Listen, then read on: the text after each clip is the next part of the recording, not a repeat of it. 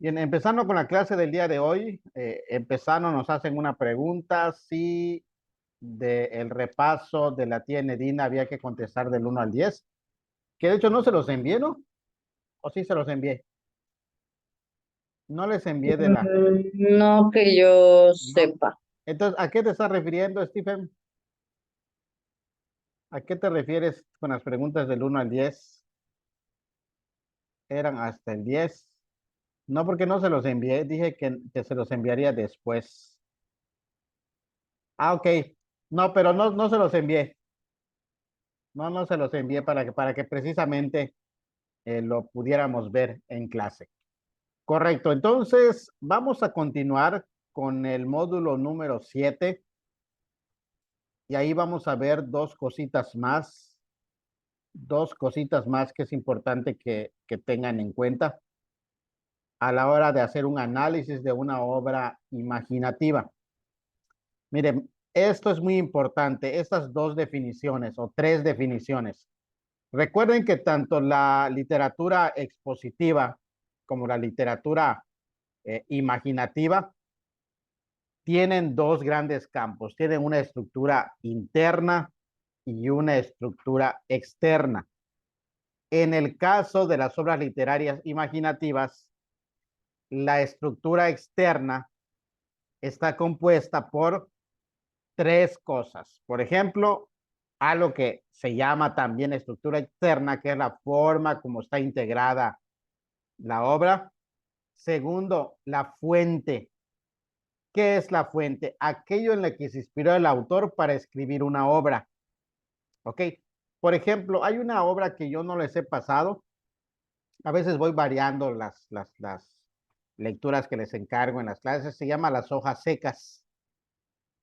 En Las hojas secas, el autor, creo que se apellida Becker, habla acerca de la fugacidad de la vida y entonces va exponiendo cómo las hojas, desde que nacen en la primavera hasta que mueren en otoño, reflejan la fugacidad de la vida.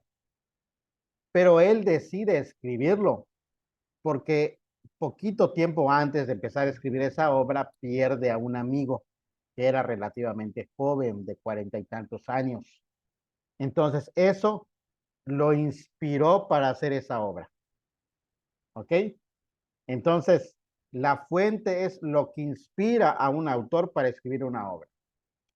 Por ejemplo, vamos a ver Romeo y Julieta. ¿Quién de ustedes o, o quién de ustedes cree que la obra Romeo y Julieta es original de William Shakespeare? ¿Habían escuchado que la obra de Romeo y Julieta es originaria de William Shakespeare? No, él no la creó. Bueno, él creó la novela, pero la historia y una obra anterior de Romeo y Julieta es de otro autor. Así que lo que hizo él fue agarrar la obra de Romeo y Julieta que ya existía y la hizo de la manera como la planteó él y la hizo de manera fantástica, ¿no? Pero él no es el creador de la historia. Así que él solamente se inspiró en algo que sucedió en otra obra que había leído para escribir Romeo y Julieta. Y el otro, el punto de vista en la que narra la historia el autor. ¿Ok? Esa es parte de la estructura externa o formal. Y aquí tenemos lo que habíamos comentado desde hace 2 días, cómo narra un protagonista, cómo narra un testigo, el narrador objetivo, el narrador omnisciente y en segunda persona del singular. Otra cosa muy importante ahora ya del punto de vista interno o ya de la estructura interna tiene que ver con el tipo de manera como expresa sus sentimientos o sus pensamientos el autor mediante el lenguaje que utiliza para escribir la obra. Por ejemplo, si es dramático, si es lírico, si es humorístico, si es jocoso, si es emotivo, si es imaginativo. Por ejemplo, la obra de la tía Enedina ¿En cuál caería? ¿Es épico, es lírico, es dramático, humorístico, jocoso, lógico, imaginativo o emotivo? ¿En cuál sería la forma predominante en esta obra, en este cuento? ¿Qué dirían ustedes? Jocoso no es, ¿verdad? Así como que haga reír, no tanto. Emotivo, Mm, puede ser emotivo, dramático. Entre dramático y emotivo, ¿cuál elegirían ustedes? Dice, lo dramático mezcla la objetividad y la subjetividad, y emotivo hiere y conmueve el sentimiento, es enérgico y sublime. Si tuvieran que elegir en un examen, escribe la forma del lenguaje que utiliza el autor en la obra Tiene Dina. ¿Cuál pondría? ¿Dramático o emotivo? A ver, Víctor, pon ahí en el chat, Víctor, para que no tengas que hablar. Jacqueline, Stephen, Judith. Si lo que te ocupado son las manos, no la boca. Ah, sí, es cierto. Pensé que te estaban criando por eso. No, es emotivo por el tipo de situación en la que vive el personaje y se desarrolla. Correcto, muy bien, excelente. Entonces, es emotivo, como dice Víctor y como dice Jacqueline. Correcto, predomina más lo emotivo, hiere, o sea, se conmueve uno. Así que imagínense la gran diversidad de obras imaginativas que pueden existir. De hecho, la, la hija de la directora es coleccionista de libros y llevó a la escuela. Cuando vayan a la escuela, pregúntenle, pidan ver la colección de libros que tiene. Y ahí en la parte, antes de entrar a uno de los salones, está ahí la colección de libros. Es impresionante los títulos de libros que existen. O sea, lo digo porque es un lugar donde van frecuentemente, pero pudieran ir a una biblioteca, obviamente. Es impresionante la cantidad de libros que existen. Y el enfoque o la forma en la cual se plantea el lenguaje puede ser prácticamente de muchas formas. Pero aquí las vamos a clasificar en estas que están acá, ¿ok? Épico, lírico, dramático, humorístico, jocoso, lógico, imaginativo, emotivo. Y ahora, en algunas obras se utiliza diálogo o una forma de expresión, obviamente, para transmitir las ideas. En muchas la narración es constante y no hay un intercambio de ideas entre los personajes, más que lo que está narrando el narrador, vale la redundancia. Pero en algunas otras sí existe un diálogo directo, ¿ok? Cuando es un diálogo directo, las personas se expresan con sus propias palabras. Es decir, vamos a pensar que estamos haciendo una obra y entonces Víctor le dijo tal cosa a Jacqueline y se pone lo que literalmente le dijo Víctor. Ese es un diálogo directo. Diálogo indirecto, cuando el autor dice, y Víctor le dijo tal cosa, y el narrador dice lo que dijo Víctor. Eso es un diálogo indirecto. El monólogo, ¿qué es el monólogo? ¿Han escuchado esa palabra? De hecho, hace años había un programa que se hizo muy famoso con el tema del monólogo. ¿Qué diferencia tiene un monólogo con un soliloquio? Pueden leer lo que dice allá y explíqueme qué entienden sobre la diferencia entre un monólogo y un soliloquio.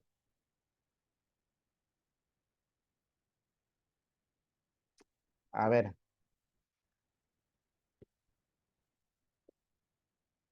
¿qué será? A ver, vamos a pedirle a Jacqueline que nos lea en qué consiste un monólogo. A ver, Jacqueline.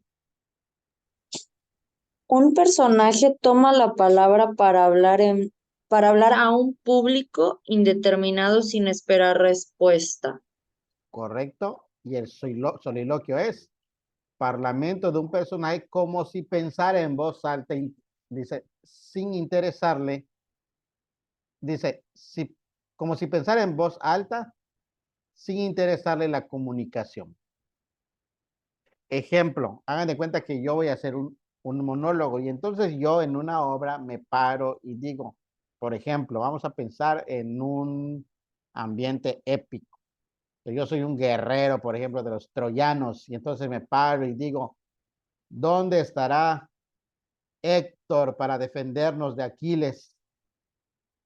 ¿Será que él pueda derrotar a ese semidios tan temido? Estoy hablando, estoy haciendo una pregunta, pero no espero que me conteste el público. Yo estoy interactuando, pero en voz alta.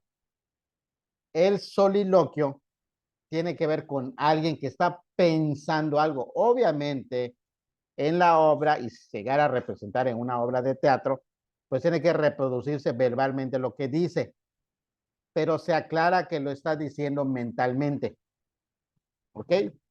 Es como, por ejemplo, piensen en en una escena de guerra y el combatiente está solo, está oculto en unos matorrales y empieza a pensar. Está pensando, por ejemplo, ¿será que yo salga con vida a esta situación? Cuando yo regrese, voy a disfrutar de la vida y empieza a manera de soliloquio, pensar las cosas como en voz alta para que el público se entere lo que está pensando. Eso es un soliloquio. ¿Ok? ¿Sí queda clara la diferencia entre una cosa y la otra? Sí. Sí, ok. Y por último está el tema de la descripción. Cuando se narra una obra, como por ejemplo la tiene Dina, sí notan que el autor hace lo posible por describir el ambiente físico, el ambiente moral, el ambiente eh, eh, sí, subjetivo que existe en el momento, la tensión que hay en la convivencia. Está haciendo una descripción. Describe el lugar donde vive la tía Nedina, describe la situación y eso se llama descripción. ¿Ok? ¿Para qué sirve eso, por ejemplo, cuando hablamos de una obra dramática? Si lo vas a presentar en una obra de teatro, la descripción sirve para que posteriormente, cuando se vaya a representar, los personajes puedan estar en un ambiente muy similar al que se describe en en la obra. Que no se sienta que están como en un vacío donde no hay nada. Entonces, muchos autores lo que hacen es describir el ambiente para que se pueda entender y para que el lector pueda imaginarse la situación. ¿Ok? Perfecto. Vamos a regresar por el momento a la tía Nedina y vamos a intentar contestar una que otra pregunta más. A ver, vamos a irnos aquí y a ver cuál pudiéramos contestar. Aquí está la pregunta 3. ¿Qué forma expresiva predomina en el texto anterior? Diálogo y soliloquio, monólogo y soliloquio, diálogo y descripción o monólogo y descripción. ¿Cuál será?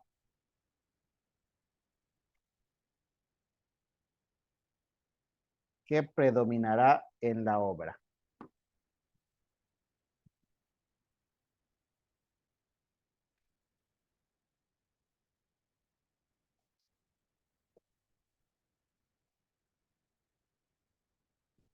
¿Qué dirían? ¿Recuerdan lo que leyeron?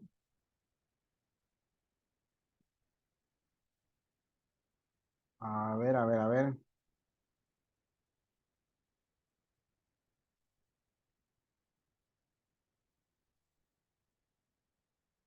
Como que desapareció mi video. A ver, ¿cuál será? Stephen dijo que la D y pienso lo mismo. Allá puso Stephen acá.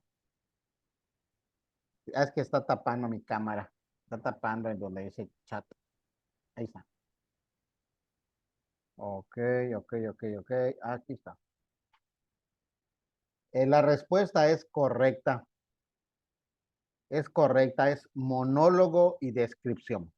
Ok. Monólogo y descripción. ¿Quién hace el monólogo en este caso? ¿Quién es el encargado del monólogo? El sobrino. El sobrino. Y hace una descripción. Ya se dieron cuenta que mucho del sentido de la obra es la descripción detallada que hace sobre cada parte. Está en un lugar, está oscuro el lugar, está desordenado, tiene uñas largas la tía, está toda, está muy flaquita, está muy pálida. Este, todo eso es una descripción muy detallada. ¿Ok? Perfecto. A ver, otra pregunta que pudiéramos analizar acá. A ver, vamos a ver la 11 y la 12, la 11 y la 12. El lenguaje del texto anterior se caracteriza por qué tipo de cosas. El barroquismo, la jocosidad, la sobriedad o la sencillez. Mire, para poder contestar de manera más sencilla esta pregunta, es conveniente que tratemos de entender qué significa cada una de las opciones. ¿Qué se entiende por algo que es barroco? ¿El barroquismo qué es?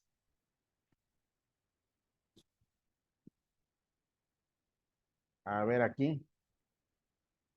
¿Qué será lo barroco? Cuando, por ejemplo, le dicen, esa es una arquitectura o un poema barroco, ¿qué, qué nos viene a la mente? Creo que es más fácil identificar con la arquitectura. ¿Qué será? Es algo muy adornado. En la poesía, el barroco es una poesía melosa, adornada, colorida. Y en la arquitectura igual, tiene excesivos, por decirlo así, adornos. Así que esta obra, pues no es así como que muy adornada, ¿verdad? Es así más bien como cruda. Jocosidad, ya vimos que no. La jocosidad es lo que se presta a la risa, a la comedia. Sobriedad, estaría entre sobriedad y sencillez. ¿Cuál pondrían ustedes? ¿Es más sobrio que sencillo o más sencillo que sobrio? ¿Cómo sintieron la obra al leerla? ¿Qué tipo de lenguaje se utiliza?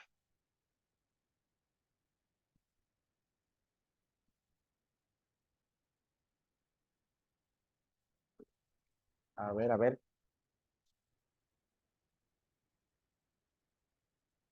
Pueden buscar en el diccionario ahí qué significa sobriedad. Lo buscamos. Vamos a buscar qué significa sencillez, pues ya sabemos, ¿verdad? La sobriedad es lo que nos tiene aquí. ¿Qué significa la palabra sobriedad? Vamos a ver qué dice nuestra amiga virtual.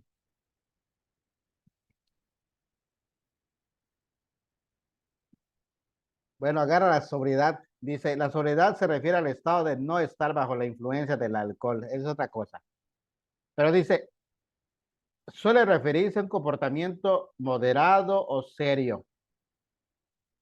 Es una cualidad que implica vivir sin excesos. Bueno, más bien refleja moderación y seriedad. Esa es la sobriedad. Y sencillez es, a ver, Jacqueline, Yo diría que es más sencillez. está narrado Yo, de una manera sencilla. ¿Tuvieron problema para mm, entender alguna parte? pues No no. tanto, no tanto, ¿verdad?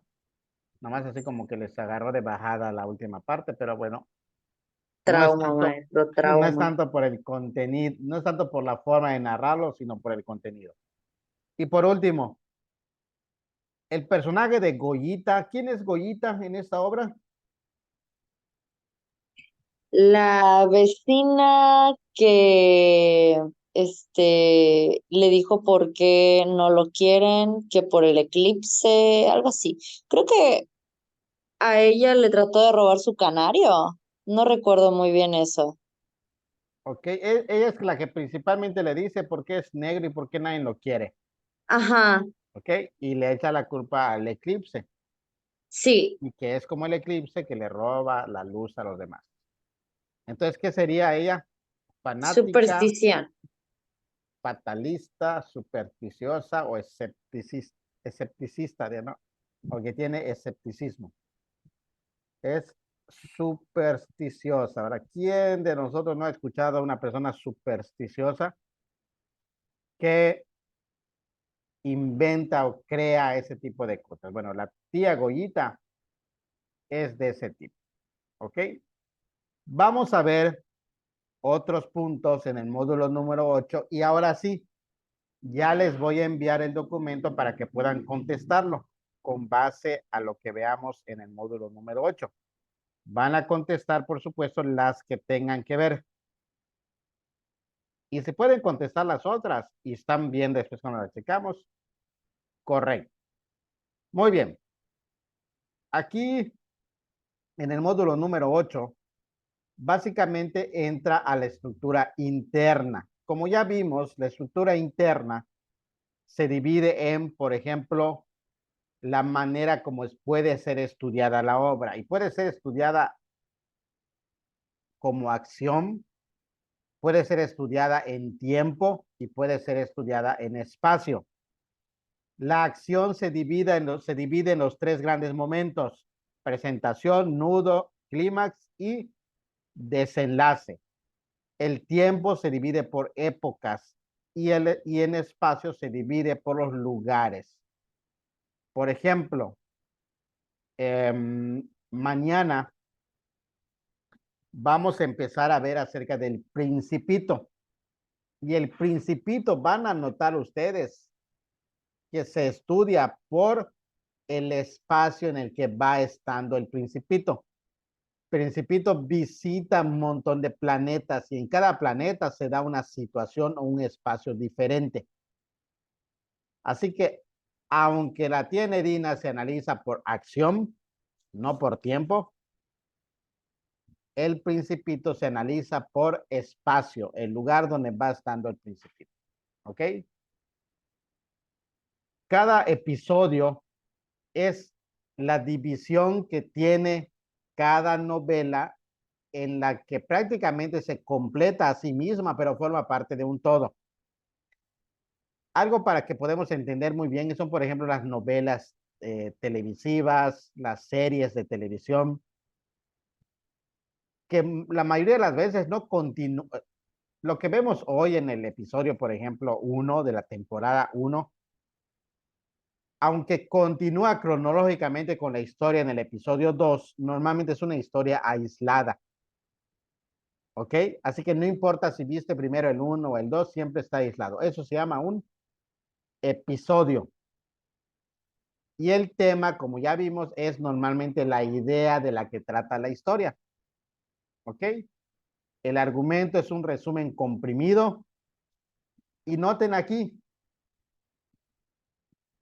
¿se acuerdan cómo se llama esta definición en la estructura externa? Es aquello que inspiró el autor para crear su obra. En la estructura externa, ¿cómo se le llama a esta definición?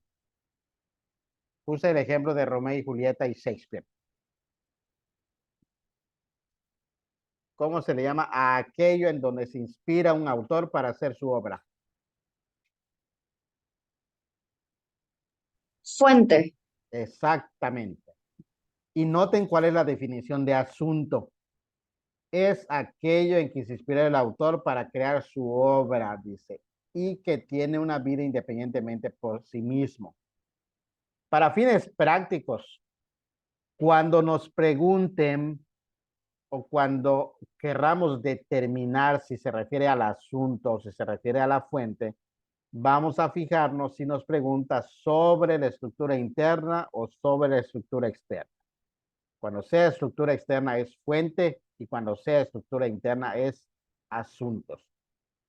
¿Cuál es la diferencia? Que en el asunto puede ser que se esté tratando de lo que inspiró al autor, que inspiró al personaje. A ver, me explico.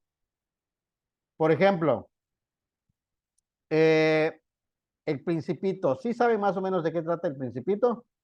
A ver, Stephen, ¿de qué trata el Principito? Lupita, ¿ya leíste el Principito? ¿No había visto, Lupita? ¿De qué trata? Algo así, una Nunca lo he reseña. leído. ¿Nunca? Ahí te lo vas a leer acá. A ver, Víctor, ¿de qué trata el Principito? O un poquito de la historia del Principito. Les doy un spoiler acá. Ah, bueno, pues este es un niño que Ujú, está en un planeta, estaba ok. solo. De hecho, no sé quién llega con él y emprende su viaje para conocer o abrirse sus horizontes y va visitando planetas por planetas y va conociendo y va haciendo amigos porque creo que con esa mentalidad se quitó de su planeta para ser amigos y creo que no estoy mal y Ok. y es ahí donde conoce al zorro y se hacen amigos y luego comprende algo más de la vida y es cuando encuentra la rosa y no sé qué, algo así. Es una- Ok. Ok, ok. Bueno, les cuento un poquito para que veamos el asunto. El autor de la obra, el autor de la obra El Principito, de apellido Exuperi, es un, es un piloto aviador. Es un piloto aviador que, pues, con bastantes horas de vuelo. La obra El Principito inicia con un niño que les muestra un dibujo, que les muestra un dibujo, que es este, a los adultos, les muestra este dibujo. Y le pregunta a los adultos, oye, mira, ¿qué dibujé? ¿Qué te parece? ¿Y qué creen que dicen los adultos que es? Aunque no lo dibujé muy bonito. ¿Qué parece? ¿A qué se parece esto? No era una culebra con un elefante. Ok. Pero los adultos, ¿qué dijeron? Que era un sombrero. Es un sombrero, le dijeron. Pero él dije, no, es una culebra tragando un elefante. ¿Qué es lo que él estaba dando a entender? Que los adultos ya no tienen imaginación, solamente se centran en lo que es evidente, no ven más allá de lo que está a su alcance de la vista. ¿Ok? Ellos le dicen, ¿sabes qué? Eres muy mal dibujante, dedícate a otra cosa. Y entonces ese niño se convierte en un aviador, al igual que el autor de la obra. Y en una de esos viajes que hace, el aviador se accidenta y cae en el desierto de Sahara. Y en el desierto de Sahara conoce al Principito, que había recorrido varios planetas y le tocó o lo enviaron a la Tierra porque le dijeron, ¿sabes qué? En la Tierra ya visitaste a un rey, ya visitaste a un borracho, ya visitaste a un avaro, ya visitaste a un rico, ya visitaste a un montón de gente. En la Tierra hay un representante de cada uno de esos que ya visitaste y lo mandan a la Tierra, que es en donde conoce al zorro, donde se topa con la serpiente y conoce al aviador. Este pequeño argumento, resumen que les acabo de hacer, resumen comprimido, refleja el asunto interno del que se basó el autor para escribir esta obra. ¿Ok? muestra que el autor era un piloto y por tanto escribió, o el autor, el personaje principal junto con el principito, es un piloto al igual que él. Así que prácticamente se reflejó en él. ¿Ok? Y por último, la trama. La trama es una historia más elaborada. Por ejemplo, si yo les pido que me expliquen, ¿cuál fue la última película que fueron a ver? Dígame ahí cuál fue la última película que fueron a ver. ¿Han ido al cine últimamente? ¿O cuál vieron en Netflix o en Canal 5 o en Canal 13? Una que hayan visto. Wonka. Willy Wonka. El de la fábrica de chocolates. ¿Es ese, Stephen? Ah, correcto. Por cierto, hace poco un alumno, llegué así muy contento con mi camisa de cuadros a la escuela. Y un alumno me dice, Max, se parece a Willy Wonka. Y me destruyó mi autoestima en ese momento, con dos palabras. Este, eh, ¿cuál es el argumento de esa obra? Bueno, lo vas a poner ahí en el chat. Pero el argumento de esa obra es un resumen comprimido. Si yo te pregunto, Stephen, ¿cuál es la trama? Tú me tienes que contar, tú me tienes que contar a detalle qué es lo que sucede con la historia. Así que cuando nos digan de qué trató una película, normalmente nos están preguntando sobre en qué consistió en resumen. No nos están pidiendo spoiler, ni siquiera nos están contando que contemos nos están pidiendo que contemos de manera detallada. ¿Ok? Conozco a varios amigos que eso hacen. Les pregunto qué trató la película y me empiezan a contar detalladamente. No quiero que me cuenten detalladamente.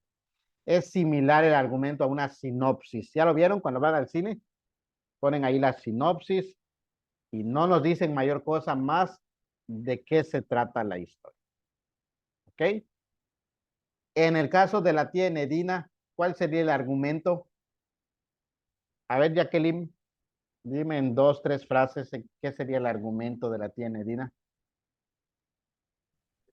Pues mm,